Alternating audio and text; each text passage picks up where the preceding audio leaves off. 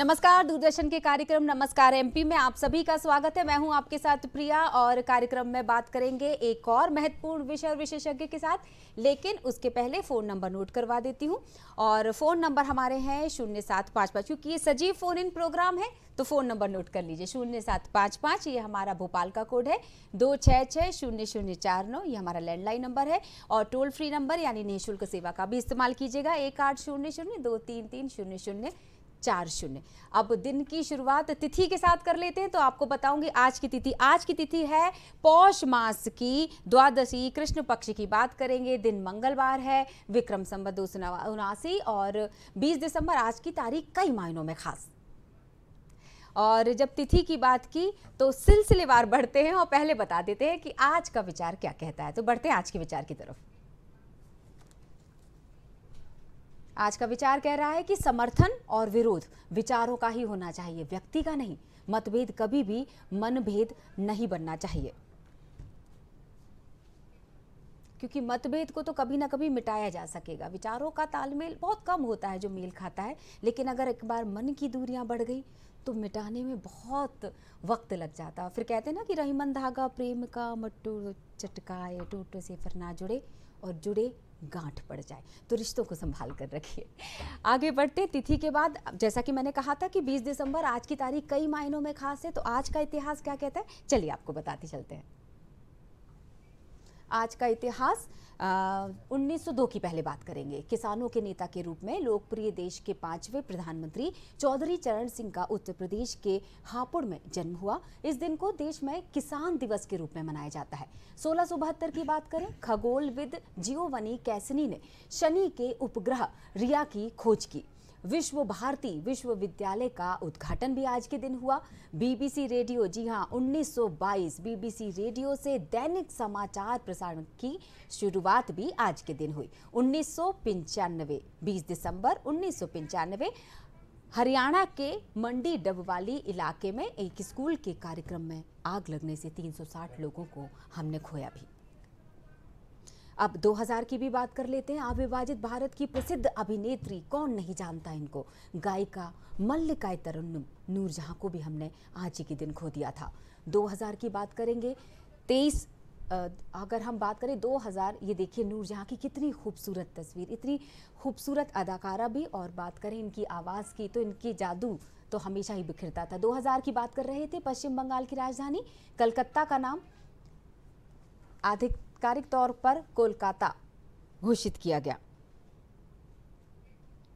और 2008 की भी बात कर लेते हैं। सॉफ्टवेयर कंपनी सत्यम पर विश्व बैंक ने प्रतिबंध लगाया। ये हम जिक्र कर रहे थे आज के इतिहास का। और इतिहास के बारे में हमने बता दिया। जैसे कि महत्वपूर्ण दिवस की हम बात कर रहे हैं, एक और महत्वपूर्ण दिवस है जिसका जिक्र अब मैं करने वाली हूँ, लेकिन उसके पहले फ़ोन नंबर एक बार फिर से याद दिला देती हूँ, क्योंकि हम बता देते हैं आपको। सजीव फ़ोन इन प्रोग्राम से इस वक्त आप जुड़े हुए हैं। 0755 भोपाल का कोड, 2660040। निःशुल्क सेवा यानी टोल फ्री नंबर भी नोट करते चलिए, 1800-233-0040। आज मंगलवार का दिन है, आपका दिन मंगलमय हो, ये भी पहले कामना करते हैं। और अब बता देते हैं आज की तारीख, जो कि एक और दिवस के बारे में हम बात करेंगे। अंतर्राष्ट्रीय मानव एकता दिवस। विविधता में एकता का उत्सव मनाया जा रहा है। जी हाँ, आज 20 दिसंबर है और इस उत्सव को हमारे सिर्फ इस राष्ट्र यानी कि भारत में ही नहीं बल्कि अंतर्राष्ट्रीय स्तर पर भी मनाया जा रहा है। विविधता में एकता की जब बात की जाती है तो कौन भूल सकता है, या ये बताने की ज़रूरत ही नहीं है ना कि आखिर हमारा भारत, जिसका जिक्र हर बार पहले नंबर पर आता है। हम अपने विशेषज्ञ से आपकी बात करवाएंगे और सबसे पहले परिचय करवा देते हैं। और अगर आपके मन में जैसे ही आपको पता चले कि ये दो विशेष मेहमान अतिथि के रूप में स्टूडियो में इस वक्त मौजूद है, तो बहुत सारे सवाल इस विषय से जुड़े हुए बनेंगे, तो हमारे विशेषज्ञ से सवाल ज़रूर कीजिएगा। चलिए तो पहले परिचय करवाते हैं। हमारे साथ जुड़े हुए हैं डॉक्टर सुरेंद्र शुक्ला जी, इनका स्वागत करेंगे। निदेशक है नेहरू युवा केंद्र संगठन मध्य प्रदेश। अगले मेहमान हमारे बैठे हुए हैं आनंद कृष्ण जी, लेखक हैं, अनुवादक हैं, साहित्यकार हैं। आप दोनों का बहुत बहुत स्वागत है सर। धन्यवाद। नमस्कार। और जिस तरह से विविधता में एकता की हम बात कर रहे हैं, 20 दिसंबर की हम बात कर रहे हैं, मानव एकता दिवस की हम बात कर रहे हैं, क्या कहना चाहेंगे? सबसे पहले सुरेंद्र जी, मुझे लगता है कि मैं आपसे इस सवाल को रख लेती हूँ जी। इस दिवस को लेकर आपका क्या मानना है? देखिए, जैसे आप देख रही हैं कि सब्जेक्ट ही है मानव एकता दिवस, तो मुझे लगता है कि अपने आप में पर्याप्त परिभाषित है कि अगर हम एकता के साथ जिएंगे तो विकास करेंगे, सफल रहेंगे और आगे बढ़ेंगे। जी। तो हमें मानवता को जीने के लिए एक रहना पड़ेगा, यही मैं कहना चाहूँगा। जी बिल्कुल। आप साहित्यकार हैं, लेखक हैं, आपकी कलम क्या कहेगी इस मायने में? देखिए प्रिया जी और हमारे सभी दर्शक, हम सभी जानते हैं कि जब मनुष्य ने अपना जीवन शुरू किया था तो सृष्टि का सबसे कमज़ोर, बहुत कमज़ोर प्राणी हुआ करता था। तो दूसरे प्राणियों के बीच में उसको अपना अस्तित्व बनाकर रखने के लिए बहुत ज़रूरी था कि वो एक साथ रह सके, दूसरों का सहयोग ले सके। और जिस दिन उसने पहली बार किसी की ओर सहयोग के लिए, दोस्ती के लिए हाथ बढ़ाया होगा, उस दिन से एक बहुत महत्वपूर्ण मानव मूल्य की शुरुआत हुई होगी, जिसको हम एकता कह रहे हैं आज, जिसको हम दोस्ती कह सकते हैं, जिसको हम सहयोग कह सकते हैं, आपसी साझेदारी कह सकते हैं।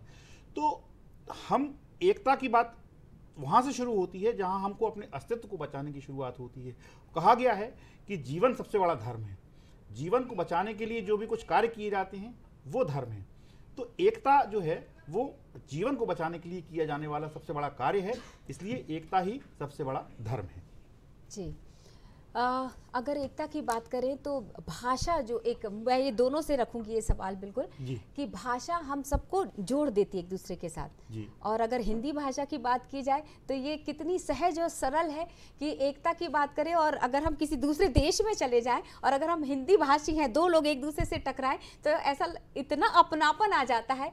वो एकता का मुझे लगता है कि सबसे बेहतरीन उदाहरण देखने को मिलता है जब दो सेम मतलब समान भाषी जो लोग होते हैं। सुरेंद्र जी क्या कहना चाहेंगे? फिर इसका जवाब मैं आनंद जी आपसे भी लेना चाहूंगी। जी। देखिए, भाषा जो है वो भावना से जुड़ी चीज़ होती है और बोली उसकी उप हिस्सा होता है। मुझे लगता है कि विदेश या देश कहीं भी आप जाइए, मैं थोड़ा सा इसको बहुत पर्सनल अगर जाना चाहूँ तो आप देखेंगे फ़ोन कभी बात होती है, अगर आपके गांव का कोई व्यक्ति फ़ोन करता है तो आपकी भाषा हिंदी या अंग्रेजी नहीं निकलती है, फिर बोली निकलती है। ऐसा ही जब आप विदेशों में जाते हैं तो जब कोई भारतवंशी जब फ़ोन करता है तो पहला हिंदी शब्द निकलता है। और मुझे एक चीज़ मैं कहना चाहूँगा कि जो भावना आप हिंदी भाषा में व्यक्त कर सकते हैं वो दूसरी भाषाओं में नहीं करते। अगर आपने चाचा, ताऊ, मामा, काका बोलते हैं तो वो पूरे भावनाओं के साथ निकलता है, और अंग्रेजी में आप प्रयोग कर लीजिए तो वो अंकल के अलावा कुछ नहीं होता है। है। तो कुल मिला के भाषा हृदय की भाषा होती है, जो अपनी भाषा होती है। और अपनी भाषा हिंदी निश्चित रूप से हमें सांस्कृतिक रूप से बांधती है, मानसिक रूप से बांधती है और सामाजिक रूप से भी बांधती है। जी बिल्कुल। क्या कहना चाहेंगे आनंद सर? देखिए सुरन जी, आपने बहुत अच्छी बात कही कि भाषा भावनाओं का अभिव्यक्त करने का एक बहुत अच्छा माध्यम होती है, एकमात्र माध्यम होती है बल्कि कहा जा सकता है। और निश्चित रूप से भाषा वो पुल है जो दो लोगों को जोड़ता है। और जोड़ने की जो प्रक्रिया है, यही प्रक्रिया असल में एकता की मूलभूत अवधारणा भी है। तो भाषा निश्चित रूप से लोगों को जोड़ती है और भाषाओं ने ही एक तरीके से लोगों को जोड़ा है, और इस तरीके से जोड़ा है कि आज हम एक वैश्वीकरण की बात कर रहे हैं, ग्लोबलाइजेशन की आज हम जो बात कर रहे हैं, ये ग्लोबलाइजेशन भी एक तरह से भाषाओं के एकीकृत होते जाने के कारण ही संभव हो सका है।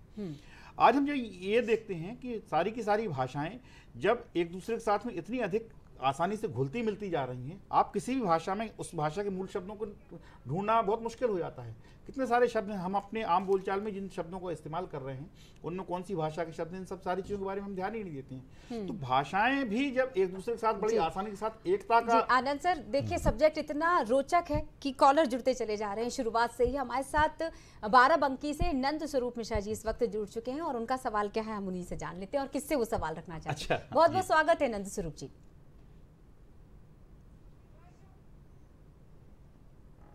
जी नंद स्वरूप जी, अपना सवाल रख लीजिएगा। एक सवाल मुझे ऐसा लगता है कि हमारे जितने भी लोग सुन रहे होंगे दर्शक, ये जरूर जानना चाहें, क्योंकि ग्रामीण क्षेत्र में इस वक्त सबसे ज्यादा देखा जा रहा होगा ये कार्यक्रम। गांव में एकता की अगर हम बात करना चाहें, आनंद सर आपके जो जवाब आप दे रहे थे उसमें इस सवाल का भी जवाब जोड़ लीजिएगा। हाँ, सवाल पूछें। गांव में अगर एकता की हम बात करें, अगर उदाहरणों की बात करें, एकता का बेहतरीन उदाहरण कि किसी एक पर आवाज उठाकर देख लीजिए, पूरा गांव का गांव इकट्ठा हो जाता है विद्रोह में। तो वास्तव में देखिए सवाल इसी चीज़ का है, मैंने आपको बताया कि असल में एकता की आवश्यकता सबसे पहले वहीं से शुरू होती है जहां हम अपने अस्तित्व को सुरक्षित रखने, अस्तित्व को संरक्षित करने की कोशिश कर रहे होते हैं। यदि हम एकता नहीं रखेंगे हमारा अस्तित्व खतरे में होगा। बिल्कुल। महेंद्र जी एक और कॉलर है, आनंद स्वरूप जी जब तक दूसरी बार हमारे साथ कोशिश करेंगे तब तक हम महेंद्र जी का सवाल ले लेते हैं। बहुत बहुत स्वागत है महेंद्र जी, अपना सवाल रखिएगा। जी नमस्कार, मैं महेंद्र पटेल दमोह से बोल रहा हूँ जी। ये मानव एकता दिवस पर कार्यक्रम अच्छा है आपका। हम ये जानना चाहते हैं कि जैसे आजकल देखा गया है कि लघु परिवार है, छोटे परिवार है, पहले के जो संयुक्त परिवार होते जिनमें दादा दादी होते थे तो बच्चों को कुछ और मतलब शिक्षा होती थी। आज शहरीकरण के कारण जो मतलब सभ्यता नहीं है पाँव छूने की या आशीर्वाद लेने की, या पहले पैरों से पाँव छूते थे अब घुटनों तक आ गए, इसका क्या कारण है? थोड़ा सा इस पर विकास डालें। चलिए, बहुत बहुत शुक्रिया। दो तीन चीज़ें मुझे अच्छी तरह समझ में आ गई और जो मुझे ऐसा लगता है आप लोग भी सहमत होंगे इस बात से कि एकता का उदाहरण देखने के लिए हमें गांव की तरफ बढ़ने से पहले परिवार की तरफ बढ़ना चाहिए, क्योंकि पहली इकाई तो परिवार होता है, परिवार एक है। और शहरीकरण की वजह से अब ये एकता भी कहीं ना कहीं, क्योंकि संयुक्त परिवार अब नज़र ही नहीं आता एकांगी परिवार के बीच में। क्या कहेंगे सुरेंद्र जी, आपसे जवाब ले लेती हूँ पहले। देखिए, हम तो संयुक्त परिवार के पैदाइश हैं जी। कुल मिला के हमारे यहाँ जो संयुक्त परिवार होते हैं उसमें देखिए संस्कार आता है, संस्कृति आती है और सबसे बड़ी बात ज्ञान का भंडार होता है संयुक्त परिवार, जो आप एकल परिवार में नहीं पाते हैं। तो मेरी प्राथमिकता तो यही है कि संयुक्त परिवार होना आवश्यक है। आप चाहे जिस जीवन में जिएं, आप एकल परिवार में भी जब भी जीते हैं तो आपको कहीं ना कहीं आपको संयुक्त परिवार की सीख ही काम आती है। तो कुल मिला के ये है कि संयुक्त परिवार अपने आप है और हमारा पूरा विश्व आप देखेंगे, भारत जिसका प्रणेता है, भारत जिसकी परिभाषित करता है वसुधैव कुटुंबकम की, तो वसुधैव कुटुंबकम जो है अपना वो है, पूरे विश्व में आज उसी चीज़ का प्रसारण हो रहा है। और मैं तो ये कहता हूँ कि हमारा देश, हमारा संस्कृति, हमारी सरकार जो है जिस चीज़ को प्रमोट कर रही, जिसको प्रमोशन कर रही है, वो यही महत्वपूर्ण है कि हम एक रहें, तभी हम जो है नेक रहेंगे और सफल होंगे। क्या बात है, कितनी खूबसूरत बात, एक रहेंगे तो नेक रहेंगे। एक और कॉलर, चूंकि नंद स्वरूप जी से चर्चा हो रही थी पर हो नहीं पाई थी, एक बार फिर से जुड़ चुके हैं नंद स्वरूप मिश्रा जी बाराबंकी से, और इस बार जल्दी से अपना सवाल रख लीजिए सर। नमस्कार सर, मैं नंद स्वरूप मिश्रा हूँ बाराबंकी से। मैं जानना ये चाहता हूँ जैसे प्रदेश हमारे अनेक हैं, भारत एक है, धर्म अनेक है, परमात्मा हमारा एक है, रंग रूप अनेक है, मेरा खून तो एक है। तो इसी प्रकार से हमें एकता किस प्रकार से पूरे भारत में, गांव में, शहर में होना चाहिए, कहीं पर किसी प्रकार की दिक्कत नहीं होनी चाहिए। जी आनंद जी। जी, निश्चित रूप से आप बहुत अच्छी बात कह रहे हैं। कोई भी प्रकार की हमारे बीच में विविधता में एकता का बहुत सुंदर नमूना है हमारा देश, बहुत सुंदर उदाहरण है हमारा देश।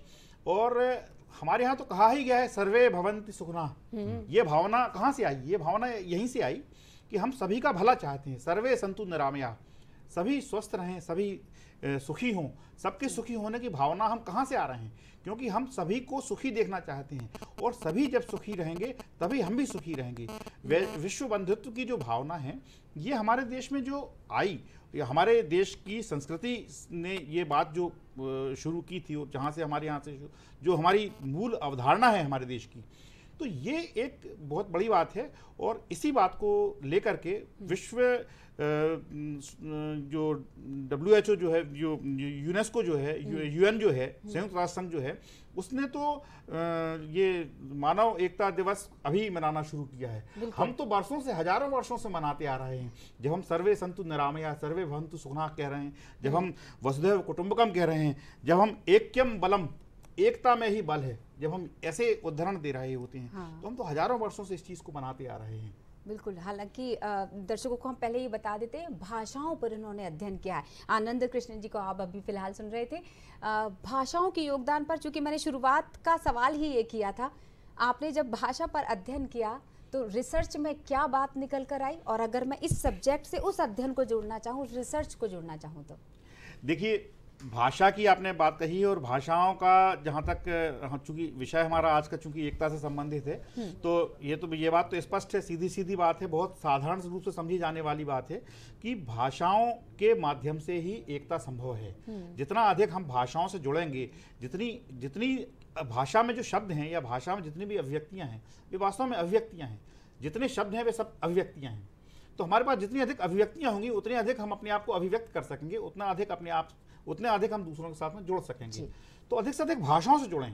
भाषा से जब हम जुड़ेंगे, आज ये समस्या एक बहुत बड़ी समस्या आ रही है, कभी इस पर हम चर्चा करना चाहेंगे।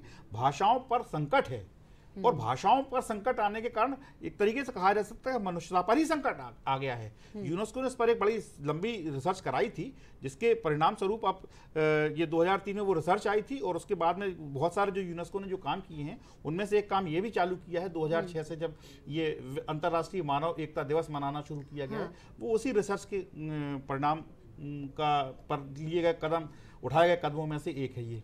बिल्कुल। नेहरू युवा केंद्र की अगर हम बात करें, युवाओं के कंधे पर ज़्यादा जिम्मेदारी है, क्या कहना चाहेंगे, किस तरह की प्रतिक्रियाएं होती है? अब सिर्फ मैं की बजाय हम पर जोर देने वाले अब युवा बचे हैं। देखिए, आपको हम बता दें कि नेहरू युवा केंद्र हम पर ही चलता है। इसकी थीम ही हम पर है, क्योंकि अकेला एक युवा, कोई कहना कि एक अकेला चना भाड़ नहीं फोड़ता, तो नेहरू युवा केंद्र तो संगठनात्मक काम ही करता है। और भारत सरकार हमारी जब से, खास तौर से मैं प्रधानमंत्री जी को धन्यवाद देना चाहूँगा, उन्होंने इस चीज़ को बड़ा बल दिया है। एक भारत श्रेष्ठ भारत में आप देखेंगे हमारा युवा आदान प्रदान कार्यक्रम होता है, जो नॉर्थ ईस्ट, पूर्वोत्तर के युवाओं को अपने मध्य प्रदेश जैसी जगह में, छत्तीसगढ़ जैसी जगह में लाते हैं, हमारे युवा वहाँ जाते हैं। तो ये सब एकता और भाईचारे के लिए ही तो कार्यक्रम बनते हैं। अभी मैं आपको बताना चाहूँ कि भोपाल में बड़े खुशी की बात है कि हम एक अभी आदिवासी युवा आदान प्रदान कार्यक्रम कर रहे हैं, जिसमें 250 युवा हैं। और वो 250 युवा अलग अलग राज्यों के, खास तौर से नक्सलाइट एरिया के लोग हैं।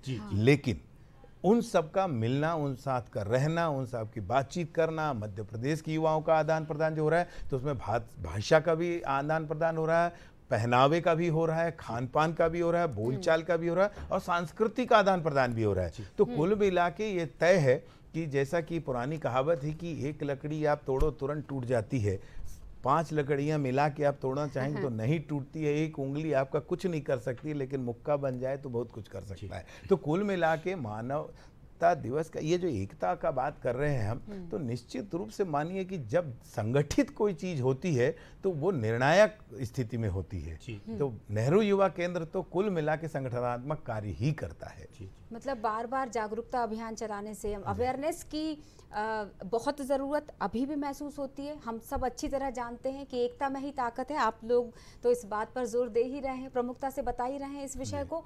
क्या ये चीज़ महसूस होती है कि अभी भी जब तक हम आने वाली पीढ़ी को भी इस बात को गहरे ना बिठा दें कि बिना एकता के कोई भी चीज़ संभव नहीं है, सिर्फ अपना विकास ही विकास नहीं हो सकता, सबका साथ होगा तभी सबका विकास होगा। हाँ, और प्रिया जी, मैं सुरेंद्र जी की बात को थोड़ा सा और आगे बढ़ाना चाहूँगा।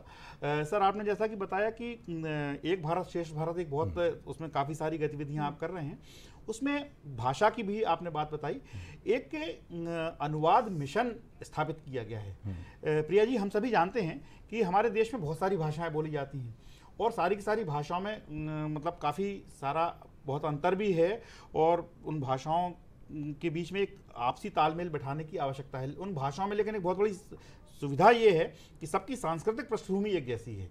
तो वो सांस्कृतिक पृष्ठभूमि को केंद्र बना करके केंद्रीय सरकार ने अनुवाद मिशन की स्थापना की है, जिसमें भारतीय भाषाओं के साहित्य को दूसरी सारी भाषाओं में अनुवादित किया जा रहा है। एक केंद्रीय हिंदी संस्थान बनाया गया है, मैसूर में बनाया गया है। वो संस्थान भी सारी की सारी भारतीय भाषाओं को जोड़ने का और सारी की सारी भारतीय भाषाओं के बीच में पुल बनाने का एक बहुत महत्वपूर्ण काम कर रहा है। तो वो जो एक भारत श्रेष्ठ भारत की जो अवधारणा है, वो अवधारणा भाषा के माध्यम से भी इस तरीके से पूरी की जा रही है। तो सरकार भी इस बारे में बहुत तरीके से जागरूक है कि जो मानव एकता, राष्ट्रीय एकता की जो हम बात करें, पहले हम घर की एकता की हमने बात करी, हम फिर राष्ट्रीय एकता की बात। राष्ट्रीय एकता के लिए बहुत महत्वपूर्ण बात यह है कि हमारी भाषाओं में भी एक समानता हो, उनके आपस में तालमेल हो, उनमें आपस में पुल हो, और जिसके माध्यम से सारी की सारी भाषाएं एक दूसरे के साथ में आवागमन कर सकें। जब भी हम किसी दिवस की बात करते हैं या दिवस से जुड़े हुए अभियानों की बात करते हैं, चुनौतियां सबसे पहले नजर आने लगती हैं। आपको लगता है कि अभी भी इस विषय पर यानी मानव एकता की हम बात करें तो चुनौतियां हैं सुरेंद्र जी? बिल्कुल हैं।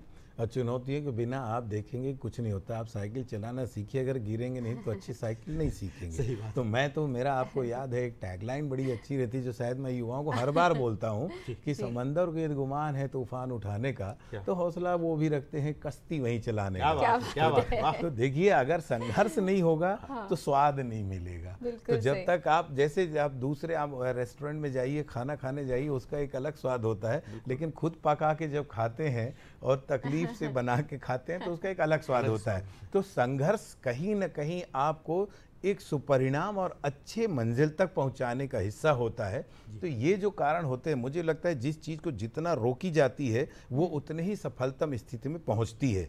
और जब तक आप संघर्ष नहीं करेंगे तब तक आप सफलता के उस मापदंड को नहीं पाते हैं जिस मापदंड को आप कठिनता से पाकर सुख अनुभव करते हैं। तो कुल मिला के मुझे लगता है कि ये जब नई चीज़ कोई लाई जाती है तो उसका विरोध स्वाभाविक है, क्योंकि बहुत सारी चीज़ें लोगों की समझ से परे होती हैं। इसीलिए आपका दूरदर्शन जैसा माध्यम होता है जो कई कार्यक्रमों करके उन चीज़ों को हल करता है। तो कुल मिला के ये है कि कठिनता ही सफलता की कुंजी है। कठिनता ही सफलता की कुंजी है। क्या बात है। पहले याद दिला देती हूँ आनंद जी, फिर आपके पास सवाल लेकर आती हूँ। 0755 फ़ोन नंबर इसलिए बता रही हूँ कि अगर आप कम समय बचा है, सवाल रखना चाहें आनंद कृष्ण जी से या डॉक्टर सुरेंद्र शुक्ला जी से तो बिल्कुल सवाल रखिए। 0755 भोपाल का कोड 2660049, टोल फ्री नंबर 1800-233-0040।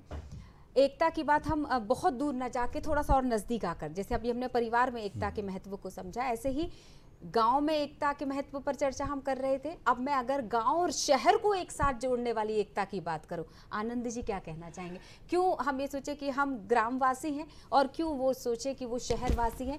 क्या हम ग्राम शहरवासी नहीं हो सकते? देखिए, जहाँ तक आपका जो शब्द आपने बहुत अच्छा शब्द बना दिया, गढ़ा, बहुत अच्छा शब्द गढ़ा आपने, ग्राम शहर। वास्तव में आज पूरी पृथ्वी ही एक तरीके से ग्राम हो चुकी है, पूरी धरती ही एक मतलब ग्लोबल विलेज ऐसी कंसेप्ट आ चुकी है, इसको मान लिया गया है। तो ये जो गांव और शहर के बीच में जो दूरियां कभी हुआ करती थी वो सारी की सारी दूरियां खत्म होती जा रही हैं और बहुत तेजी से खत्म होती जा रही हैं। तो अब हम गांव और शहर के बीच की दूरियों के बारे में तो अब बहुत आने वाले समय में बहुत जल्दी ही ऐसा भी समय आएगा, गांव और शहर के बीच में जो अंतर है वे सारे के सारे अंतर समाप्त हो रहे हैं। मुख्य मुद्दे की बात यह है कि गांव के लोगों की जो आवश्यकताएं हैं, उनके जो सरोकार हैं, उनके सारे के सारे सरोकारों की पूर्ति यदि शहरों से हो रही है और शहरों के सारे सरोकारों की पूर्ति गांवों से हो रही है, देखिए ये सीधा सीधा एक दूसरे की आवश्यकता और पूर्ति का सीधा सीधा संबंध बनता है। एकता तभी हो सकती है, आप किसी के साथ तभी मिल सकते हैं जब कहीं ना कहीं एक ये इस प्रकार का आदान प्रदान भी हो सकता हो। तो गाँवों और हम देख रहे हैं कि बहुत सारे ग्रामीण स्तर के, ग्रामीण क्षेत्रों के कार्यक्रम, ग्रामीण क्षेत्रों की जो कलाएं हैं उनका शहरों में बहुत तेज़ी से विकास होता जा रहा है। गाँव के बहुत अच्छे अच्छे उत्पाद हैं वो शहरों में बहुत अच्छे आते जा रहे हैं। तो ये उनके बीच की दूरियां खत्म होती जा रही हैं, उनके बीच में भी एकता बनती जा रही है। एकता के लिए लेकिन प्रिया जी सबसे ज़रूरी जो चीज़ होती है वो होती है निजी स्वार्थों का त्याग। जब तक हम निजी स्वार्थों का त्याग नहीं करेंगे तब तक हम एकता की अवधारणा को पूरी तरीके से प्रतिफलित होते हुए नहीं देख सकते। तो निजी स्वार्थों का त्याग जो है, या निजी स्वार्थों से हम जब जितनी ज़्यादा दूरी बनाएंगे उतना ही अधिक एकता का बल हमें मिलता जाएगा। ऐसा मेरा सुरेंद्र जी, मानना आप जुड़ना चाहेंगे क्या इस जवाब से? जी बिल्कुल, आपने बिल्कुल सही कहा और मैं उसी को आगे बढ़ा देता हूँ थोड़ा सा कि आप देखेंगे शहरी कल्चर पे जब आप आते हैं तो जितने भी राष्ट्रीय स्तर के या कोई भी स्तर के जब बड़े शहरों पे सांस्कृतिक कार्यक्रम होते हैं तो उसमें पहली प्राथमिकता में लोक कलाकारों को ढूंढा जाता है। तो निश्चित रूप से मान के चलिए कि गांव के बिना शहर नहीं चलता है और शहर के बिना गांव। आप बड़े बड़े शहरों, अट्टालिकाओं और महलों में रहने वालों को आप सुनेंगे कि अब जो देहाती तौर पे जो मिट्टी के और कबेलू के घर बनते हैं उस तरह का रिसोर्ट बनाते हैं और वहाँ छुट्टियां मनाने जाते हैं। तो ये तो मान के चलिए कि मैं तो ये कहता हूँ दोनों सिक्के के पहलू हैं। शहर का विकास होना है तो ग्रामीण चाहिए और ग्रामीण का विकास होना है तो शहर चाहिए। तो कुल मिला के दोनों का ही एकता का मुख्य रूप हो गया और विकास का भी रूप हो गया। प्रधानमंत्री जी गलत नारा नहीं दिए हैं कि सबका साथ, सबका विकास, सबका प्रयास, तो सबका विश्वास, सबका विश्वास। तो ये सारी चीजें कहीं ना कहीं जनता के बीच से ही, कहीं ना कहीं हमारे अपने लोगों के बीच से ही निकली चीजें हैं, जिसको ये समझा गया कि हमारे हालात जो हैं, एकल परिवार, एकल अपने स्वार्थ में, अपने जीवन को जीने में जिसमें जिस तरीके से लोग लगे हैं, उन सबको कहीं ना कहीं एक के सूत्र में बांधेंगे, तभी आज हम पूरे दुनिया में भारत आज अगर आगे बढ़ रहा है तो उसके पीछे कहीं ना कहीं हमारे राष्ट्र की एकता और अखंडता है। बिल्कुल, इस एकता और अखंडता का बेहतरीन उदाहरण कोरोना काल के समय से ज्यादा देखने को तब मिल गया। देखा ही होगा कि कितना सहयोग कर रहे थे लोग एक दूसरे का, बिना कोई धर्म जाने, बिना कोई वर्ग जाने, आयु वर्ग जाने, किसी भी हम मायने में अगर ले ले, सबसे ज्यादा सेहत को लेकर जागरूक हो गए थे, एक दूसरे को सहयोग कर रहे थे। तुम्हें ये खाना है, तुम्हें ये नहीं खाना। और जब योग करना शुरू हुआ तो एकता, योग एक दूसरे को जोड़ भी देती है। तो स्वस्थ रहना कितना जरूरी है और सेहत को कैसे अच्छा रखा जाए, ये डॉक्टर से बेहतर, विशेषज्ञ से बेहतर कौन बता सकता है। इस वक्त हमारे साथ फोन लाइन पर जुड़ चुके हैं डॉक्टर मोहम्मद ज़करिया साहब, और हम उनसे जानेंगे कि किस तरह से खुद को सेहतमंद, इस समय जब ठंड धीरे धीरे बढ़ रही है और सेहत पर इसका असर दिखने लगा है। डॉक्टर मोहम्मद ज़करिया भोपाल से इस वक्त फोन लाइन पर हमारे साथ। बहुत बहुत स्वागत है डॉक्टर साहब। जी स्वागत है, बहुत बहुत शुक्रिया आपका। सर, क्या कहना चाहेंगे आप सेहत को लेकर? सबसे पहले तो मैं चाहूंगी कि छोटे से कुछ टिप्स ऐसे दे दीजिए जो हम अभी से ध्यान रखना शुरू कर लें या फिर दिनचर्या का हिस्सा बना लें। बड़ों ने कहा है सेहत हजार नियामत, यानी अगर सेहत है तो सब कुछ है। पैसा भी आपका काम नहीं आएगा, सेहत काम आएगी। तो सर्दियों में विशेषकर हम देखते हैं कि ठंडी हवा के कारण लोग बहुत ज्यादा बीमार होते हैं, गले की समस्या होती है, सर्दी, जुकाम, बुखार के केसेस बहुत बढ़ते हैं, और ये होता है आपकी इम्यूनिटी कमजोर होने की वजह से। तो हमारे घर में ही बहुत सारी चीजें मौजूद रहती हैं, जैसे अदरक है, लौंग है, अजवाइन है, और जो सीजनल फ्रूट्स होते हैं ये हमको सेवन करना चाहिए। गुड़ का सेवन करना चाहिए, तिल्ली का सेवन करना चाहिए, और डायरेक्ट हवा से हमको बचना चाहिए। जब हम कभी घर से बाहर निकलें तो अपने कान को, अपनी छाती को जो है उसको लपेट के निकलें, ताकि सीधी सीधी हवा हमारे ऊपर ना पड़े, जिससे हम बीमार हो सकते हैं। ये हमें विशेषकर ख्याल रखना चाहिए। जी बिल्कुल। डॉक्टर साहब, अगर हम बच्चों की बात करें, बुजुर्गों की बात करें और युवाओं की भी हम अगर बात करना चाहें, सभी आयु वर्ग की अगर हम बात करना चाहें, तो सबसे बड़ी समस्या किस चीज को लेकर आती है जिसकी नजरअंदाजी दरअसल सेहत पर भारी पड़ जाती है? धूप नहीं लेते हैं आजकल लोग, और धूप ना लेने के कारण जो श्वास, अपने लंग्स की जो समस्याएं हैं या जोड़ों की जो समस्याएं हैं, और बच्चों में खासतौर पे टॉन्सिल्स और गले की समस्याएं आती हैं, जिसकी वजह से वो बीमार बहुत जल्दी पड़ते हैं। इम्यूनिटी वीक होती है, फिर हम लोग दवाखाने या अस्पताल जाते हैं, और फिर वापस आते हैं, फिर इम्यूनिटी वीक होती है। तो इसमें खाने पीने का बहुत योगदान है, व्यायाम का बहुत योगदान है, धूप लेने की बहुत इम्पोर्टेंस है। तो इन चीजों का हम ख्याल रखें और उससे हम बचें। बिल्कुल डॉक्टर साहब, आपने बहुत अच्छी बात कही। विटामिन डी बेहद जरूरी होता है। विटामिन डी अगर धूप नहीं ले पा रहे हैं तो कोई विकल्प है क्या अपने पास विटामिन डी का? विटामिन डी के विकल्प खाने से भी हो सकते हैं, साथ में आपके आजकल विटामिन डी की सप्लीमेंट उपलब्ध है। होम्योपैथिक दवाएं अगर आप लेते हैं, मैं होम्योपैथिक फिजिशियन हूँ, तो होम्योपैथी में कई ऐसी चीजें हैं जिससे आपको विटामिन डी जो है उसमें आपके शरीर में मिल जाएगा।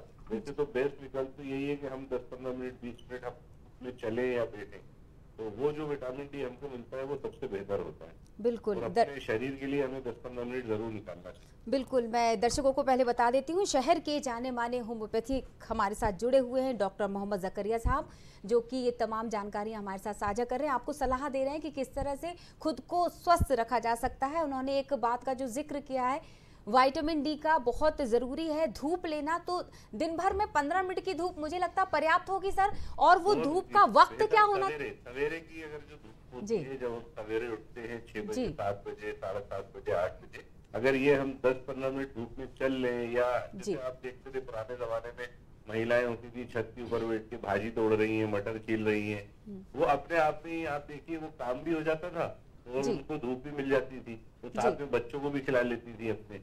तो ये सारी चीजें अब खत्म होती जा रही हैं। अगर इन वापिस से, और जो अभी मैं आपकी बात सुन रहा था कि एक दूसरे से जुड़ के रहें, जी। और यही हमारे भारत की संस्कृति भी है। तो जब हम लोग सब इकट्ठा बैठते हैं एक मोहल्ले में, एक परिवार में, तो एक दूसरे से जुड़ाव भी हो जाता है और सेहत भी हमारी तैयार रहती है।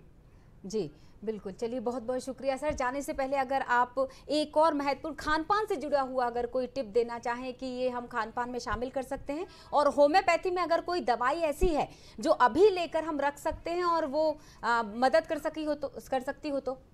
जी बिल्कुल, होम्योपैथी में 2-3 दवाइयाँ ऐसी हैं जो ठंड के वक्त आप अपने घर पे रख सकते हैं, जिसमें एक आर्सेनिक एल्ब दवा है जो आप कोरोना काल की बात कर रही थी, उस टाइम पूरे भारतवर्ष में बांटी भी गई।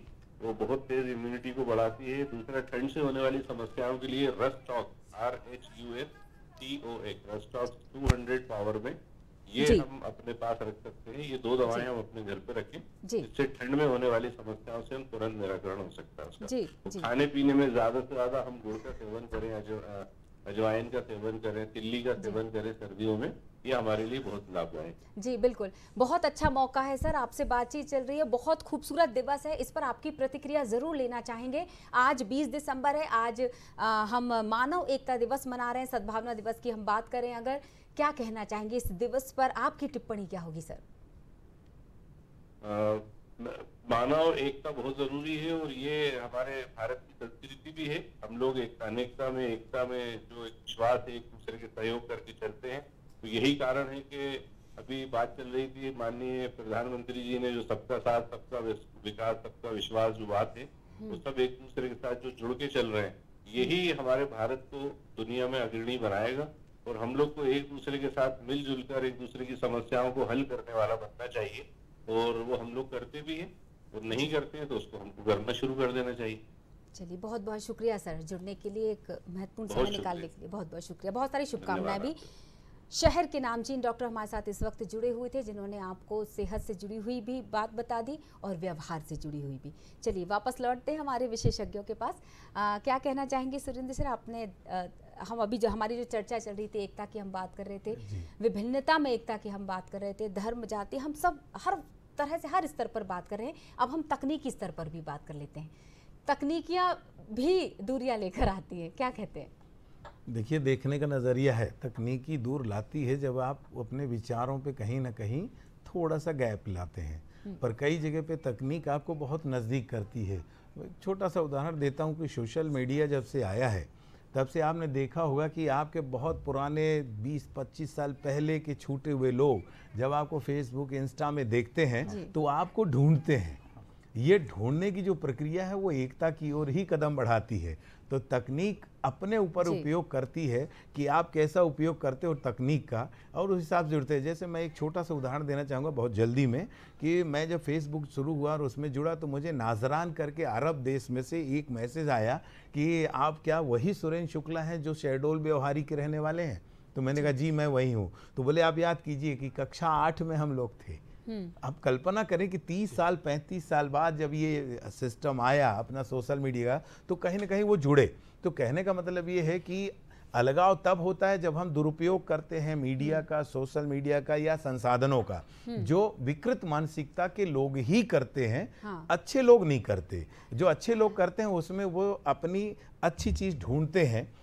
स्वाभाविक है, एक विलेन का रूप होता है, एक हीरो का रूप होता है, तो हमें विलेन को किनारे करना चाहिए और हीरो को तलाशना चाहिए जो समाज के अच्छे मार्गदर्शक के रूप में काम करता है। बिल्कुल। आनंद जी क्या कहना चाहेंगे आप? हाँ, देखिए सुरेंद्र जी ने बहुत सही बात बोली है। वास्तव में तकनीक है जो वो मनुष्य के द्वारा ईजाद की गई चीज़ है, तो इसलिए वो पूरी तरह से मनुष्य के कंट्रोल में ही होती, मनुष्य के नियंत्रण में ही होती है।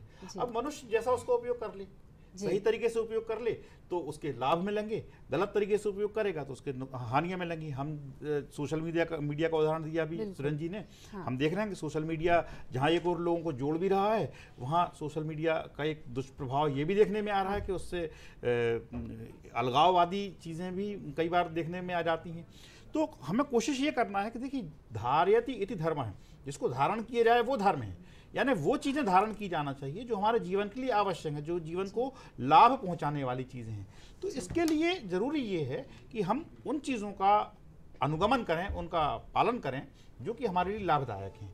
तो सोशल मीडिया की ऐसी चीज़ों का उपयोग करें हम जो कि हमारे लाभ के लिए हैं, हमें जोड़ने के। चलिए उन्नति करने के लिए है। बिल्कुल, ये ऐसा विषय है ना जिस पर मुझे ऐसा लगता है कि 1 घंटे भी अगर हम कंटिन्यू इस कार्यक्रम में बात करेंगे तो भी हमें लगेगा कि कुछ ना कुछ छूट गया। जी, जी, आपको यही बिल्कुल, धन्यवाद बिल्कुल। करना चाहेंगे क्योंकि अगले सेगमेंट की तरफ हमें बढ़ना होगा। तो बहुत बहुत शुक्रिया, इस कम वक्त में भी आपने बहुत अच्छी बातचीत की जिसका दर्शकों ने लाभ भी उठाया होगा। हमारे साथ जुड़े हुए थे आनंद कृष्ण जी और हमारे साथ जुड़े थे डॉक्टर सुरेंद्र शुक्ला जी। बहुत बहुत धन्यवाद। और बढ़ते हैं सैर की तरफ।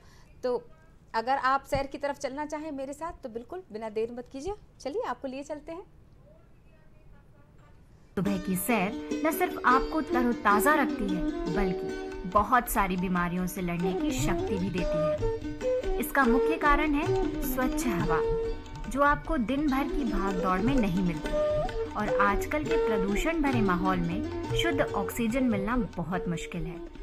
सुबह मात्र आधे घंटे सैर करना भी जिम में घंटों पसीने बहाने से ज्यादा फायदेमंद है। जो लोग उम्र दराज हैं, उनके लिए तो सुबह की सैर अमृत समान है। सर, कब से मॉर्निंग वॉक कर रहे हैं आप? काफ़ी टाइम हो गया है। काफ़ी आपने इतने सालों से मॉर्निंग वॉक कर रहे हैं, क्या क्या फ़ायदे मिलते हैं अपनी बॉडी के लिए जो हमें बहुत ज़्यादा रिलैक्स देते हैं और हेल्थ के लिए अच्छे होते हैं? अब चल ही रहा हूँ अभी तक। अब almost now I am 70 years of age, so चल ही रहा हूँ। मतलब एज से मैटर नहीं करता, मतलब अच्छी फिटनेस बनी रहती है। स्पीड बनी रहती है। सर, आप कितनी देर वॉक करते हैं? कर लगभग 40 मिनट्स 40 मिनट्स करते हैं। 4 किलोमीटर्स कवर करते हैं। कितने बजे शुरू करते हैं और कितने बजे तक आपका शेड्यूल रहता है? 6:30 से के बीच, 6:30 to 6:45 50 के बीच में शुरू करते हैं। सभी को एडवाइस करेंगे कि वॉक करना चाहिए, घूमना चाहिए, प्राणायाम योग सब करना चाहिए, हेल्थ ठीक रहती है। मानो या ना मानो, लेकिन सुबह की सैर करने से इंसान की उम्र भी बढ़ती है। आसान भाषा में कहें तो बहुत सारी बीमारियों का आसान सा समाधान है सुबह की सैर, यानी मॉर्निंग वॉक। प्रातः काल की खुली स्वच्छ वायु में भ्रमण करने से शरीर रोग मुक्त रहता है, अथवा जिन रोगों से हम ग्रसित हैं उनमें कुछ राहत अवश्य महसूस करते हैं। बच्चे हो या बुजुर्ग, महिला हो या पुरुष, सभी की अच्छी सेहत हेतु प्रातः भ्रमण एक संजीवनी है। प्रातः भ्रमण सेहत बनाने का बहुत सरल, सस्ता और सुविधाजनक उपाय है। प्रातःकाल का समय सर्वोत्तम होता है क्योंकि इस समय हवा शुद्ध और प्रदूषण रहित होती है एवं प्राकृतिक छटा और सूर्योदय की लालिमा सुहावनी और शांति प्रिय होती है, जिससे हमारे तन और मन को बहुत से लाभ होते हैं। अगर हम बात करें हमारे शरीर के सबसे ज्यादा महत्वपूर्ण हिस्से की, तो वो है हमारा दिल, यानी कि हार्ट। और सुबह की सैर करने से हमारे दिल यानी हमारे हार्ट को बहुत से फायदे होते हैं, जैसे ब्लड प्रेशर नॉर्मल हो जाता है, ये हाई ब्लड प्रेशर को कंट्रोल करता है और बढ़े हुए कोलेस्ट्रॉल को भी कम करने में मदद करता है।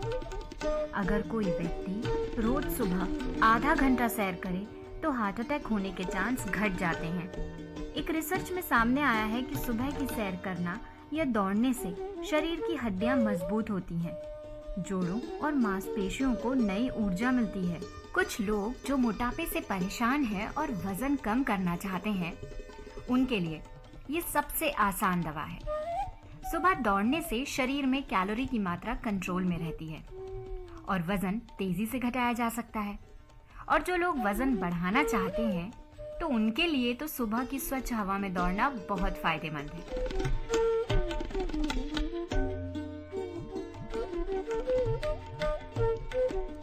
देखिए, घूमने फिरने से व्यक्ति निश्चित ही बहुत ही पॉजिटिव होता है, क्योंकि पूरी दिन भर जो हमारी संगत होती है वो संसार के साथ होती है, दूसरे लोगों के साथ होती है, और सुबह जो हमारी संगत होती है वो प्रकृति के साथ होती है, और इससे हमारे मन में शुद्धता आती है, पवित्रता आती है, और इसी से सारे कार्य हमारे सफल होते हैं। बाकी सभी लोग जो लोग मॉर्निंग वॉक करना चाहते हैं लेकिन कर नहीं पा रहे हैं या फिर उन्हें शुरू करना चाहिए, तो उनके लिए आप क्या संदेश देना चाहेंगे अपने माध्यम से? मैं तो सिर्फ इतना ही संदेश देना चाहूँगा कि उनको यदि जीवन में स्वस्थ रहना है, लंबी आयु चाहिए, अथवा यदि व्यक्ति ये सोचता है कि किसी भी प्रकार का संसार में उसको सुख चाहिए, तो सबसे पहले उसको मॉर्निंग वॉक से ही शुरुआत करनी पड़ेगी।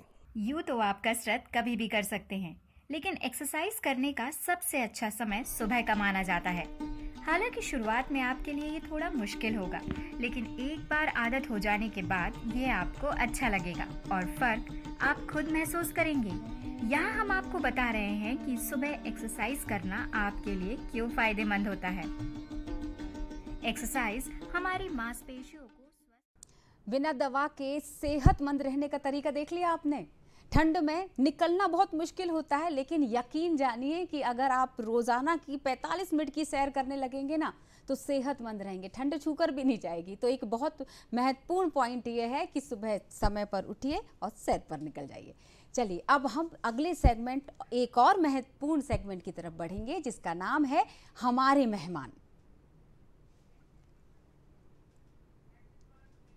और जो मेहमान आज स्टूडियो में हमारे साथ मौजूद हैं, चर्चा करने वाले हैं, उनका नाम है महेश सोनी। आपने स्क्रीन पर इन्हें कई बार देखा होगा, लेकिन ये वरिष्ठ पत्रकार हैं, उद्घोषक हैं, जाने माने लेखक हैं। लेखनी के बारे में जब जिक्र हुआ तो बता देते हैं, मध्य प्रदेश साहित्य अकादमी के द्वारा महेश सोनी जी की आत्मकथा यादों से भरा झोला, इसे साल 2018 के लिए विष्णु प्रभाकर पुरस्कार के लिए चयनित किया गया है। हम तस्वीरों में आपको बता रहे हैं, कई पुरस्कारों से इन्हें नवाजा गया है। हाल ही में जिस पुरस्कार का हम जिक्र कर रहे हैं वो मध्य प्रदेश साहित्य अकादमी के द्वारा दिया गया है और 2018 के लिए विष्णु प्रभाकर ये पुरस्कार इसका नाम है, जिसके लिए इनकी आत्मकथा जो कि है यादों से भरा झोला इसको चयनित किया गया है।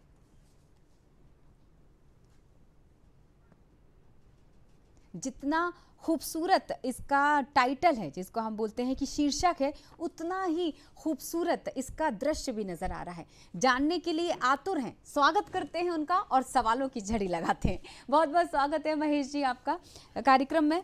और बहुत बहुत धन्यवाद। सबसे पहले तो भोपाल दूरदर्शन का और आपका धन्यवाद करना चाहूँगा कि आपने आज बतौर मेहमान मुझे यहाँ पर आमंत्रित किया है। और विशेष रूप से हमारे दर्शक जो है जानते ही है, लगभग 25 साल हो गए हैं कृषि दर्शन के माध्यम से मैं आपसे मुखातिब होता हूँ, लेकिन आपने आज विशेष रूप से आपने जो सम्मान दिया है इसके लिए आपका बहुत बहुत धन्यवाद। आप ही के अंदाज में परिचय करवा देते कि नमस्कार किसान भाइयों, हमारे साथ मौजूद है महेश सोनी जी, क्योंकि इसी तरह से संबोधित करते हुए ये 25 साल से भी ज्यादा का समय हो गया सर आपको। बिल्कुल बिल्कुल बिल्कुल। मैं सर यादों से भरा झोला, और जिस दृश्य की मैं शीर्षक के साथ साथ दृश्य की भी चर्चा कर रही थी, किस तरह की यादें हैं इस झोले में? बिल्कुल प्रिया जी, आपने जो सवाल किया है वास्तव में कई लोगों का सवाल है और देखते भी हैं, जब किताब का चित्र देखते हैं तो कहते हैं कि मुंशी प्रेमचंद जी की कहानियाँ याद आ जाती हैं। और बाकी मित्रों कहते हैं कि गांव के बिना शहर कुछ नहीं है। और ये यादों से भरा झोला जो मेरी जो आत्मकथा है, इसमें जो गाँव का जो शुरुआती जीवन है मेरा, उसको लेकर मैंने जो है पूरा ताना वाना बुना है। और सबसे पहले तो मैं मध्य प्रदेश शासन साहित्य अकादमी को धन्यवाद देना चाहूँगा कि उन्होंने इतनी हज़ारों हज़ार किताबों के बीच में से मेरी इस जो है ये छोटी सी किताब है, इसका चयन किया है। अकादमी के निदेशक डॉक्टर विकास दवे जी और उनकी पूरी टीम को बहुत बहुत धन्यवाद देना चाहूँगा। और रही बात इस किताब के बारे में, जैसे आपने सवाल किया है, तो इसमें जो आत्मकथा है, यानी कि जो आत्मकथा को मैंने कुछ कहानियों के माध्यम से जो है इसमें पिरोया है। इसमें कुल 7 कहानियां हैं। 7 कहानियों में 7 अलग अलग मैंने दृश्य इसमें दिए हैं। जैसे एक तो शुरुआती जीवन में अपना स्कूल होता है, या स्कूल से पहले घर से ही अपन शुरुआत करते हैं, फिर स्कूल होता है। स्कूल के साथ साथ खेत खलिहान, नदी, जंगल, गांव, पीपल, पेड़ और जो तमाम चीज़ें होती हैं, इनको लेकर बहुत ही सुंदर मैंने ताना वाना बुना है इसमें। क्या बात है। सबसे महत्वपूर्ण वो कौन सा पृष्ठ है जिसका जिक्र किए बिना मुझे लगता है बातचीत अधूरी रह जाएगी? बिल्कुल, देखिए किताब में जहाँ तक मैं बताऊंगा आपको, कोई भी पृष्ठ मेरे लिए तो ऐसा नहीं है जो बेकाम का हो, लेकिन हाँ, इसमें आप अगर कोई भी पन्ना खोलेंगे तो वहाँ पर आपको गांव से जुड़ी हुई हर चीज़ मिलेगी। ठीक है। तो पहली चीज़ तो ये हो गई। और दूसरी चीज़ आपने जो कहा है कि कौन सा पन्ना महत्वपूर्ण है, तो जो शुरुआती जो इसमें कहानी है और उस कहानी को जो एक गाय के माध्यम से मैंने प्रस्तुत किया है, तो क्या होता है कि हमारे जो पशु पक्षी होते हैं हमारे, वो भी एक तरह से हमारे घर के सदस्य हो जाते हैं। और कोई प्राणी जो है, कोई पशु है, जैसे गाय के माध्यम से मैंने एक कहानी कही है इसमें, तो वो जब हमारे परिवार में घुल मिल जाता है और इतने सालों के बाद में जब वो चला जाता है हमारे घर से, तो कितना दुख होता है, मतलब उसको मैंने महेश व्यक्त जी, किया है। क्या इस बात को हम यहीं से आगे बढ़ा पाएंगे अगर एक बिल्कुल। कॉलर का सवाल ले लें पहले? बिल्कुल बिल्कुल। हमारे साथ एक कॉलर जुड़े हुए हैं, भोपाल से ही हैं, वो साहू जी हैं, हम उनका स्वागत करते हैं और उनका सवाल ले लेते हैं। प्रदीप साहू हैं हमारे साथ इस वक्त फोन लाइन पर, अपना सवाल रखिएगा संक्षिप्त में प्रदीप जी। अच्छा, प्रिया मैडम और महेश सोनी भाई, गुड आफ्टरनून। नमस्कार। हाँ, महेश भाई मैं ये पूछना चाहता हूँ कि लेखक जो है ये इनबॉर्न टैलेंट होता है लेखक में, लेखन कला का, कि यह इसको डेवलप किया जा सकता है। दूसरी बात मेरे ये है कि लेखक बनने के लिए आदमी में बेसिक क्वालिटीज क्या होनी चाहिए। ऐसा कहते हैं कि जो तो फिर कुदरती कुछ ग्रहों का भी खेल होता है कि कोई विचार जब आता है तो उसको तुरंत पेन डाउन करना चाहिए, वरना बाद में वही सेम पर्सन होता है उसके दिमाग में वो थॉट जो है बाद में नहीं आता है। तो आपके व्यक्तिगत अनुभव क्या रहा है कि लेखन में, मतलब आपने कहाँ से, आपके पास थॉट आते हैं, आप कहाँ से लेते हैं सारी चीजों को, और बेसिक क्वालिटीज क्या होती है? जी प्रदीप जी, बहुत बहुत शुक्रिया जी। बिल्कुल, प्रदीप साहू जी का सवाल है, हर दर्शक का सवाल है, हर जो नवोदित लेखक है उसका सवाल है। हाँ। और जहाँ तक मेरी जो बात है, मैं बताता हूँ कि मैं जब गांव में था, अपने जो खेत खलिहान में जब जाता था, पढ़ाई के साथ साथ में काम करता था खेत में, तो जो लोग मुझे प्रोत्साहन देते थे, जैसे मान लीजिए मैंने रामलीला देखी, रामलीला में पात्रों ने कुछ जो है संवाद कहे, उन संवादों को मैं अपने तरह से जो है बोलता था, तो लोग मेरी तारीफ़ करते थे, प्रोत्साहन देते थे। वहीं से मेरी शुरुआत हुई बोलने की। अब लिखने की बात, तो उनको मैंने मतलब मौलिक ढंग से लिखना शुरू किया। मौलिक ढंग से जब चीज़ें लिखी जाती है तो फिर स्वाभाविक सी बात है कि कुछ तो बदलाव होता है। तो उस मौलिक लेखन को जब हम धीरे धीरे प्रगाढ़ करते हैं, उसको मांझते जाते हैं, तो अपने आप में वो बढ़िया लेखन होता है। और एक दूसरी चीज़, आपने डेवलपमेंट की बात कही है, तो बिल्कुल जब तक प्रोत्साहन मिलेगा तो डेवलपमेंट 100% होगा। जैसे मैं अपने बारे में बताता हूँ, 1993 में एक प्रिया जी एक कार्यशाला हुई थी, कविता लेखन कार्यशाला। ठीक है। उसमें मध्य प्रदेश के लगभग 40-45 जो 20 साल के कम युवा थे, 20 साल के लगभग के थे, उनको बुलाया था। तो वहाँ पर हम लोग जो टूटा फूटा लिखते थे, तो वो जो बड़े बड़े जो लेखक थे, जैसे विनय कुमार शुक्ल जी, चंद्रकांत देवताले जी, राजेश जोशी जी और तमाम बड़े बड़े लेखक उसमें आते थे। तो वो लोग जो है उन चीज़ों को पढ़ते थे, फिर वो अपने ढंग से थोड़ा सा गाइडेंस करते थे कि आपने जो लिखा है इसमें अगर ऐसा कर लिया जाए तो ज़्यादा बेहतर। तो यानी कि जो डेवलपमेंट की बात है ना, तो हम डेवलपमेंट कर सकते हैं, लेकिन हमें सबसे पहले तो अपना मौलिक लेखन होना चाहिए। छोटा सा सवाल जुड़ रहा है मेरा, बिल्कुल, क्या लिखने के लिए अच्छा पढ़ना बहुत ज़रूरी है? ये सबसे बड़ी ज़रूरत है। क्या है, अगर हम पढ़ेंगे नहीं तो हम बिल्कुल नहीं लिख पाएंगे। लिखना एक अलग चीज़ है। देखिए, अपने पास जैसे मान लीजिए ये दुकान है, दुकान में अपने पास सामान तो अपन ने खूब करीने से सजा कर रखा है, लेकिन उसके अंदर जो सामान है उसका बेसिक हमारे पास नहीं होगा जब तक कि हम पढ़ेंगे नहीं। तो ऐसा ही यदि हमने कोई कहानी लिखी, तो जब तक हम 100, 50, 1-2 कहानी नहीं पढ़ेंगे तो हमें ना तो कहानी के तत्व का पता होगा, ना कहानी में वाक्य विन्यास क्या होने चाहिए, कहानी की कथा वस्तु क्या है, ये हम नहीं ला सकते हैं। तो इसलिए हमें उसको पढ़ना तो बहुत ज़रूरी होगा। आत्मकथा के लिए भी, अनुभवों के लिए भी, क्योंकि अनुभव तो जैसे मिलते हैं वैसे ही रच दिए जाते हैं। बिल्कुल प्रिया जी, आपने जो बात कही है बिल्कुल सही बात कही है, लेकिन ऐसा नहीं है। हम अपने अनुभवों को भी कुछ इस ढंग से प्रस्तुत करें ताकि पढ़ने वाला उन्हें पढ़े, क्योंकि अनुभव तो देखिए सबके पास होते हैं। हम जैसे मान लीजिए गांव की बात करें या शहर की बात करें, बुजुर्ग की बात करें या एक बच्चे की बात करें, है ना, सबके पास कुछ ना कुछ अनुभव होता है। लेकिन उसको जब हम कलम के माध्यम से पिरोते हैं तो हमारे पास भाषा एक सबसे बड़ा सशक्त माध्यम होता है। और जो विभिन्न अकादमियां हैं वो जो है जब सेमिनार से करती है, बताती है, तो वो भाषा के ऊपर इसीलिए सेमिनार करती है क्योंकि भाषा के बिना हमारे संस्कार, हमारी संस्कृति अधूरी है। बिल्कुल सर। तो इसलिए, और फिर आपने भी महसूस किया होगा, कहते हैं कि पढ़े लिखा आदमी, पढ़ा लिखा का मतलब ये नहीं है कि वो अपने आप एक अलग टाइप का आदमी है, मतलब वो समझदार है, समझ रहा है चीज़ों को, ये पढ़ा लिखा आदमी। बिल्कुल, आपने लिखा है, मैं अगर इस किताब का पहला पन्ना देख रही हूँ जिसमें आपने अपनी बात लिखी है, उसमें लिखा है कि पढ़ने का चस्का तो आपको बहुत छोटी उम्र से था। क्या हम ये सवाल मैं आपसे रख सकती हूँ और इसका जवाब क्या मिल पाएगा कि अगर हमने बचपन से पढ़ने के शौकीन नहीं थे, पर जैसे जैसे हम कॉलेज की तरफ बढ़ने लगे तब समझ में आया कि मुझे लिखना अच्छा लगने लगा। तो ज़रूरी है कि स्कूल टाइम में अगर पढ़ना लिखना पसंद नहीं था और एक उम्र के बाद या एक दौर में या एक समय पर हमें वो चीज़ अच्छी लगने लगी और हम उसमें परिपक्वता लाते चले जाएं। हाँ बिल्कुल। देखिए क्या होता है कि जब हम शुरुआत में कुछ चीज़ें पकड़ते हैं और उन चीज़ों को अब धीरे धीरे आगे बढ़ाते हैं और जब हमें प्रोत्साहन मिलने लग जाता है तो फिर वही चीज़ जो है उसका जो है पन्ना जो है विस्तृत होने लग जाता है। तो यही हाल मेरे साथ भी हुआ। मैंने जो शुरुआती दौर में कुछ चीज़ें सीखी समझी, उनको जब कलम के माध्यम से बांधने की कोशिश की, तो जैसे मान लीजिए हमने बचपन में कोई कविता पढ़ी कि चल रहे मटके टम्मक टूम, है ना। अब देखिए पढ़ी होगी, है ना। अब इस कविता केवल इसमें एक लाइन है, लेकिन अब उस लाइन को अगर वास्तव में समझा जाए तो वो लाइन किस तरह की है, क्यों है, काय के लिए है, उसके पीछे पूरी कविता आ जाएगी। तो जब हम इस चीज़ को समझने लग जाते हैं तो हम उससे आगे का साहित्य रचने लग जाते हैं, उससे आगे की बात करने लग जाते हैं। फिर हमें ज़रूरत पड़ती है संसाधनों की, क्योंकि देखिए भाषा कोई भी हो, जैसे हम गांव की भाषा बोलते हैं, जैसे मैं बुंदेली एंकर हूँ, आकाशवाणी भोपाल में लगभग 20-22 साल हो गए मेरे को, 98 से वहाँ पर बुंदेली में एंकरिंग करता हूँ। तो बुंदेली जो बोली है हमारी, वो भाषा से थोड़ी सी अलग जाती है। लेकिन लिखता तो मैं, जब किताब लिखी है मैंने हिंदी में लिखी है, बोलता हूँ मैं बुंदेली, है ना। और हमारे घर में और कोई दूसरी भाषा भी बोली जाती है।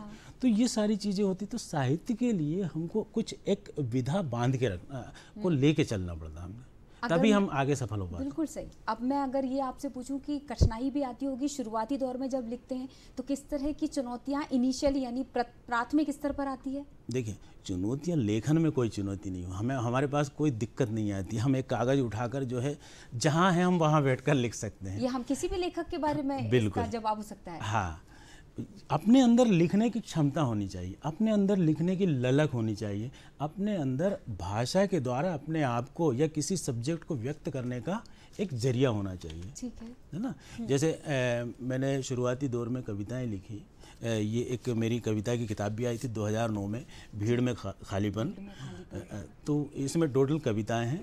अब आप कहेंगे कि आपने तो कविताएं लिखी और जो ये अभी साहित्य अकादमी ने जो चयन किया, ये तो आपका जो है यादों से भरा झोला, यानी कि गद्य है जी। तो देखिए क्या होता है कि शुरुआत में जो भी बच्चा रोता है तो वो कविता में ही रोता है, समझ रहे हैं। हाँ। हमारे जो जीवन की शुरुआत होती है वो काव्य से होती है, पद्य से होती है। बच्चे को आप लोरी सुनाते हैं, वो तो सो जाता है, हाँ। है ना। हाँ। यानी कि उसको आप काव्य सुना रहे हैं, आप कोई कहानी सुनाइए, बच्चा कभी नहीं सोएगा। तो हमारे जीवन की शुरुआत कविता से होती है, संगीत से होती है, साहित्य से होती है। क्या कोई एक ऐसा प्रश्न है, भीड़ में खालीपन, जो इस वक्त हम दर्शकों को सुना सकें? बिल्कुल, पूरी कविता ही दर्शकों के लिए है और मैं चाहता हूँ संक्षिप्त, क्योंकि समय कम होता है, तो मैं चाहूंगी कि आप अपना कोई पसंदीदा प्रश्न निकाल लीजिए और मैं चाहूंगी इसे हम दर्शकों के साथ शेयर करें। बिल्कुल, मैं तो चाह रहा हूँ मेरी हर किताब जो है कुछ ना कुछ है ही उसमें। ये एक बहुत बढ़िया कविता है। मैं एक छोटी सी ये कविता जो है, जब बेरोजगारी का दौर होता है तो बहुत काफ़ी कुछ जो है मन में जिज्ञासाएं आती हैं, तब खालीपन ज़्यादा नजर आता है। तो उसको मैंने लिखा है कि देखिए, अफसर की कुर्सी, इसमें मैंने इसका जो है शीर्षक दिया है अफसर की कुर्सी। कमरे के भीतर लगी हुई अफसर की कुर्सी जोर आजमाइश करती है बेरोजगारों की हस्ती पर। हाथ में फाइल लेकर दाखिल होते हैं डरे सहमे लोग। हर आने जाने वालों से पूछते हैं आपसे क्या पूछा। हर आने जाने वालों से पूछते हैं आपसे क्या पूछा। और अपनी गर्दन निरुत्तर होने की शक्ल में झुका लेते हैं। बस यही क्रम चलता रहता है, आज भी जारी है, अफसर की कुर्सी के सामने बैठकर उत्तर देने का। बिल्कुल। इस कविता जी, इस कविता का संदर्भ सिर्फ इतना ही है कि हम जो है प्रतिभा को प्रोत्साहन देना चाहिए हमें। केवल पढ़ना लिखना डिग्री लेना एक अलग चीज़ है, कौशल भी महत्वपूर्ण होता है। मुझे ऐसा लगता है कि विशेष रूप से उस किताब पे, क्योंकि भीड़ में खालीपन शीर्षक ही इतना रोचक है कि ऐसा लग रहा है कि और बातचीत करते चले जाएं। लेकिन अब मुझे ऐसा लगता है कि चूंकि यादों से भरा झोला मैं दिखा चुकी हूँ, भीड़ में खालीपन भी अगर हम एक बार बता दें दर्शकों को कि जिस किताब की हम बात कर रहे थे, यादों से भरा झोला जिसके लिए अभी पुरस्कार मिला है। लेकिन जो कविता आप सुन रहे थे वो दरअसल जिस कविता की बात की जा रही थी वो भीड़ में खालीपन की थी। तो फिलहाल के लिए मैं यही धन्यवाद करना चाहूँगी दर्शकों की तरफ से, दूरदर्शन परिवार की तरफ से। आप महेश सोनी जी को बहुत सारा धन्यवाद। इन संक्षिप्त में आपने बहुत अच्छी चर्चा कर दी। तो जाने से पहले दर्शकों यही कहना चाहेंगे, ठंड का समय चल रहा है, विशेषज्ञ ने भी आपको सलाह दे दी है कि अपनी सेहत का ध्यान रखिएगा, क्योंकि स्वस्थ रहेंगे तो फिर से हमारे साथ जुड़ पाएंगे। नमस्कार एमपी में फिलहाल के लिए खुश रहिए, स्वस्थ रहिए, नमस्कार। नमस्कार।